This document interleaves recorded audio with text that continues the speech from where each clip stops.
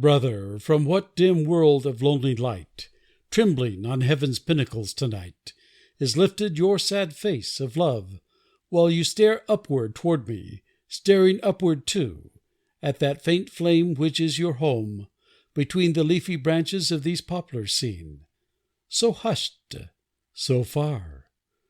Perhaps tonight you scan your starry heaven for the star of man, high in the trellis of eternity and glittering arches hung. Perhaps, like me, you too look up and wonder, is it fair, that world of yours? Are there great cities there, populous millions, hearts that beat as these? Clear meadows and far mountains, shoreless seas, shadows of moving armies, thrones that shake. Does the heart thrill for love there? Does it break?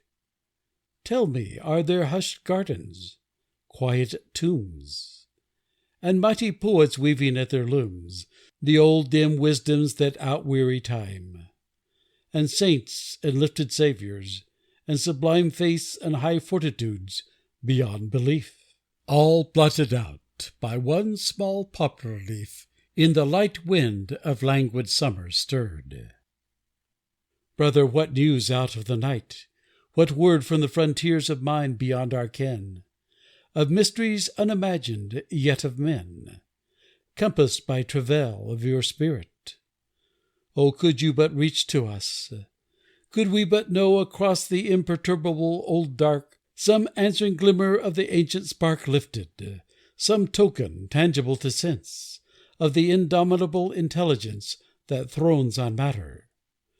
Language visible, crying, Eternity, and all is well. Brother, be of good cheer, we too have known. Not lonely moves, not utterly alone, your sad fraternity through the dark of God. But the Confederate legions are abroad, life's flag advances on the starry way, and consciousness, still battling, still at bay, holds the bright forts against oblivion. What answering thrill would round the planet run?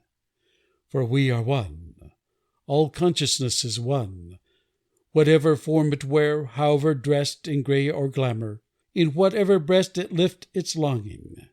Glimmering it moves through the green wave, it stamps with startled hooves the upland pastures of the world, and soars in heaven with the eagle. On bright shores it basks a sunny body, or in dread lifts from the undergrowth a snaky head, and darts a flickering tongue. It is most clear in the lark's throat. Among the grasses here that couch the ant, it turns a tiny eye around the darkness, scampers and is shy in the scared rabbit. Through the murmuring air wheels with the beetle, and where heaven is bare, southward with the wild crane at summer's close. Hungering and eternal pilgrim goes on quests implacable. And from the eyes of the poised panther gleam the cruelties of its stern need that roams the world, and rends with tooth or talon. And the hawk descends on the stunned squirrel. In the squirrel moans as the hawk strikes, darkens the earth with bones of its own wreck, and hungering again, knows in its body the old spur. For when hunger, the shadow cast by death, draws near, life on her thousand thrones feels the one fear, and in the lion's roar at dusk is heard the unassuageable, insistent word of urgent being, clamorous to be. Reeking and wrought upon, eternally mingling and mixed, inextricably blent, victor and vanquished in one sacrament. Body with body, of delight and death, it moves in splendor, lifts the shuddering breath of the spent stag, and in the mind of man rebels against the miserable plan. Flings its frail web of thought across the path of suns in heaven and in holy wrath. On blood of murdered brothers nourished, still thunders to all the world, Thou shalt not kill. And the worm's death is in the sparrow's song. And I have seen it in the gnats that throng old shadowy forests in tumultuous dance, or in the little measuring worm advance, inch by slow inch, along the swaying stem of some exalted flower, or lift the hem of the frail butterfly's embroidered cloak in gentle breathings that the sun did stroke, caressingly with fingers of his heat, or from the dog yearn upward and entreat with eyes of adoration or of fear, the great God man. What message, master dear, from the dim heights beyond me where you are? In the mare's tremulous whinny, in the far lowing of cattle from the upland sward, or wail of whippoorwills at twilight poured on pools of silence plaintively, or cry of the lone wolf beneath the glittering sky of soundless winter, I have heard the same splendor speak forth and utter the one name of life, the dreadful, the magnificent. All afternoon the passion of heaven spent on earth its fiery fury in blind bright lightnings of dread and laughters of delight down shuddering deeps of shaken thunder, where the delirious longing loosed its sorrowing hair of wind and shower and overshadowing cloud, across the beloved face in darkness bowed or glimmering light revealed, and cried aloud for anger of utter ecstasy, and shed the wild love of the rushing rain that sped to the thrilled heart, consenting of the dim and rapturous earth that lifted up to him drowsed lips of thirsty flowers, and the cup of every flower for joy was lifted up, and drank and swayed. So, wearied out at length, flagged the bright pulses, and the ebbing strength, with muttering of remembered thunders, passed down the large shores of evening, till at last the exhausted heaven of twilight from afar shone washed of all her sorrows, and a star brooded above the fading storm, and saw the winnowed reaches deepening into awe of gradual darkness, and the fields that lay all drenched and wearied out at dusk of day, and the worn end of things, while far away the receding fury moaned. And now they lie in the same peace around me, and the sky holds up her stars. Now in the rain-drenched wood the tree-toad drinks the rain and finds its good, and trills for joy. The sliding waters grieve quietly. Now the bat begins to weave with intricate motion on the cloudy loom of glamorous starlight mingled and gray gloom, his dipping flight among the darkened boughs and dreamy vistas, and the little mouse furtively hurries through the lane, his eye turned up in terror as the owl goes by. On softest feathers of silence overhead flits the dim shadow of the ancient dread, hooded and vague, the cruelty of his beak bent on old lustful mysteries. A squeak, a scuffle, beating of wings, and in the lane silence, and the old wrong is done again. That was ere Adam. The triumphant heart and the defeated, each one doomed to his part.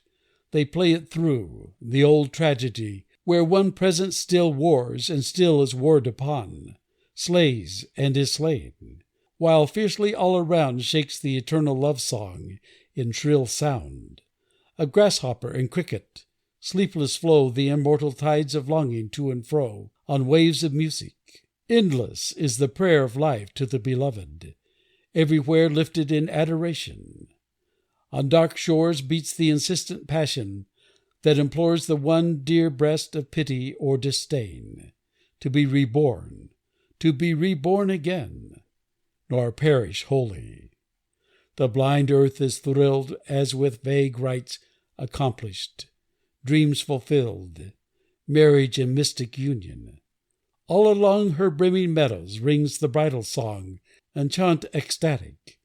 That great heart of hers is touched now, the eternal longing stirs from hill to hollow and hollow to clear hill, in many voices mingled, or the still ecstasy of the firefly that trails among the shadows where the starlight fails. His body's burning love.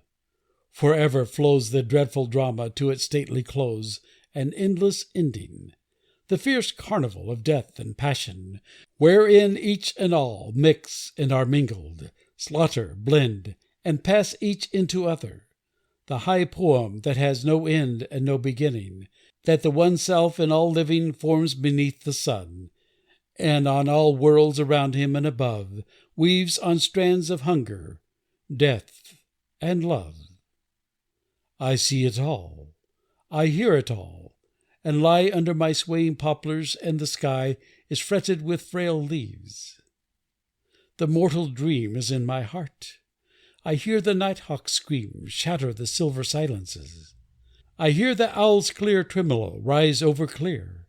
The mouse's blood along his veins has made his love note lovelier, and the night afraid of beauty's dreadful secret. And I know soft shapes of stealth that in the darkness go, of furry lusts and gnawing hungers, small twittering things obscene, that flit or crawl in furtive secrecy, vague mouths, and blurred of the night creature or nocturnal bird, amorphous moth and batwing, and the earth with all her burrows, nooks, and nests of birth, crowded and wreck of many a perished might, by the ebbed waters of life's fierce delight, washed up on shores of silence, spoiled and spurned altars where once the sacred fire burned, forms flowing back into the formlessness, in a supreme embrace, a long caress, mixing their bodies with the mother mold, and all the heaven of stars around me rolled, whose brooding eyes have stared so many an age upon this theatre of lust and rage, of death and adoration, and a breeze rustles the branches of the poplar trees.